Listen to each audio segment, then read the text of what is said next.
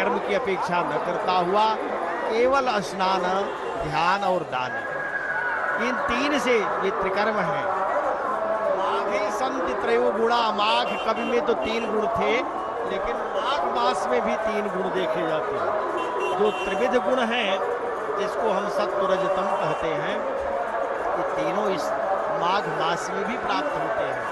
माघ का जो वो था वो तो 3 अलग अलग हैं, लेकिन ये माघ मास की जो विशेषता है, आज अंतिम ये माघ मास का दिन है, माघ पूर्णिमा है। इस दिन सुब्रत नाम के व्यक्ति को, सुब्रत एक ब्राह्मण थे जो नर्मदा के तट पर जन्म हुआ था, उन सुब्रत को कभी भी कोई पुण्य काम करने का अवसर नहीं मिला। जीवन पर्यंत उन्होंने धन का संचय किया, लेकिन जब मृत्यु नजदीक आ गई तब उनको बोध हुआ कि अब हम क्या करें, हमारा धन तो चोरों के द्वारा हरण भी कर लिया गया। ऐसी स्थिति में सुब्रत ने 9 दिन नर्मदा स्नान किया था माघ मास में, और शरीर छूट गई। उनको उस समय स्वर्ग लोक की प्राप्ति हुई। पुनः जब पृथ्वी लोक में पुनः जन्म लिया, तब माघ मास पर्यंत यहाँ आकर के तीर्थराज प्रयाग में कल्पवास किया, नियम पूर्वक व्रत लिया।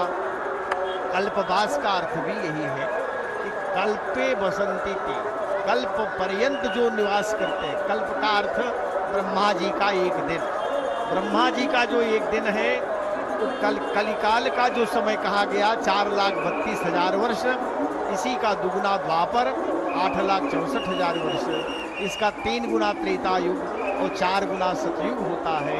चारों युगों की एक चतुर्युगी होती है।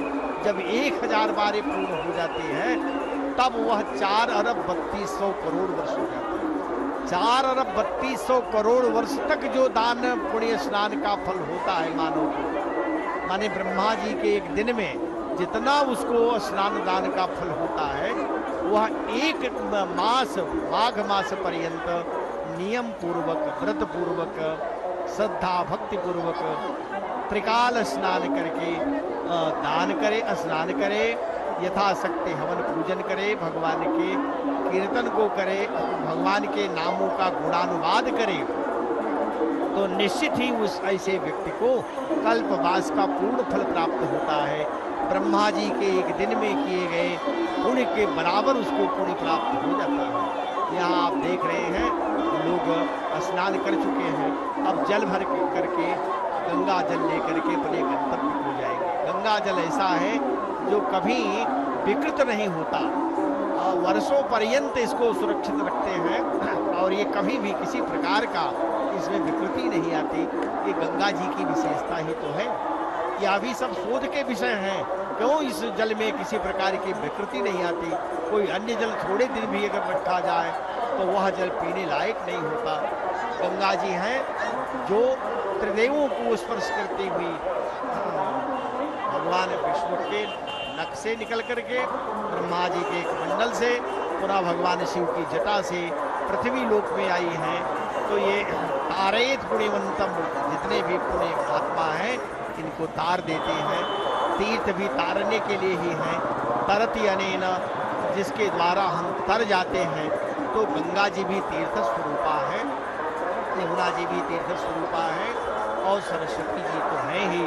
तो त्रिदेवियाँ, 3 नदियाँ और त्रिपथ का, गंगा जी तो 3 पथ है।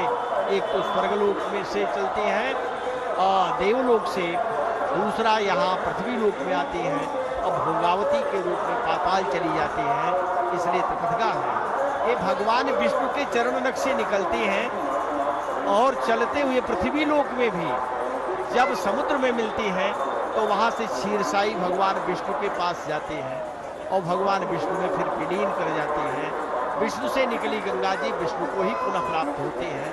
ये गंगा जी की ही विशेषता है। इसलिए गंगा जी का नाम दूर से भी लेने से गंगा गंगेति यो ब्रूयात्, और गंगा का स्मरण कर लेने से आज जो लोग तीर्थराज प्रयाग नहीं भी पहुंच पा रहे हैं, कहीं से भी स्नान कर रहे हैं, तो केवल तीर्थराज प्रयाग का स्मरण करें और अपने जल को केवल आवाहन करें। गंगे च यमुने चैव गोदावरी सरस्वती नर्मदे सिंधु कावेरी जलेस्मिन् सन्निधिं। ये जो यंत्र लगा हुआ है ये सफाई करता है। जल में जो गंदगी आ चुके हैं, जो फूल पत्र आदि बह रहे हैं, उनको दूर कर देता है, पुनः जल की शुद्धि हो जाती है। तो यहाँ स्नानार्थियों की भीड़ देखी जा रही है। सभी अब जैसे जैसे सूर्य देव ऊपर उठ रहे हैं, सभी अपने उसमें लग गए हैं। सूर्य भगवान के उदय होते ही यस्योदय जगदिदम प्रतिबोधमेति, जिसके उदय होने पर जगत उठ जाता है। और मध्यंगते प्रसृति प्रकृति क्रियासु, जब मध्य की ओर चलते हैं अपने अपने क्रियाओं में लग जाता है। अस्तंगते स्वपिति, जब अस्त होते हैं उसके बाद वो शयन करता है, विश्राम देते हैं। तो यहाँ स्नान करके सब अपने अपने गंतव्य की ओर बढ़ रहे हैं। कुछ लोग अभी स्नान कर रहे हैं, स्नान करते रहेंगे, क्योंकि पूर्णिमा भले ही आज सायंकाल 7 बजे तक हो रात्रि में, लेकिन पूरे दिन मान्य है, पूरे रात्रि मान्य है। उदया तिथि में जब वो तिथि आती है तो वो ये नहीं है कि उसी काल पर्यंत ही कार्य किया जाए।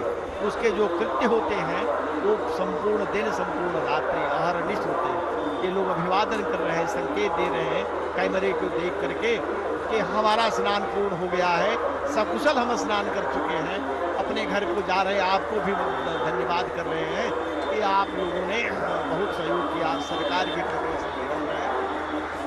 तो श्रद्धा भक्ति अपने चरम पर है। श्रद्धालुओं की श्रद्धा देखते ही बनती है। स्नान करते हुए भी कोई तो ऐसे भी हैं जो स्नान के समय सेल्फी लेना पसंद करते हैं। ये सब बहुत अच्छी बातें नहीं, आधुनिक उन्नति की देन है। स्नान करें, बस स्नान करके निकले, घर से निकले और आगे बढ़ जाए और दूसरों को मार्ग दें। तो ये कुंभ पर्व का स्नान करके भगवान का ध्यान और अपने गंतव्य को ये सब उपक्रम आदरणीय शास्त्री जी जो चल रहे हैं, ये सब अपनी अपनी तरह से अर्पण का भाव है और संगीत के साधक अपनी तरह से ये भाव अर्पित करते हैं, स्वरांजलि प्रस्तुत करते हुए। तो आइए क्या कह रहे हैं ये संगीत के साधक, ये भी सुने।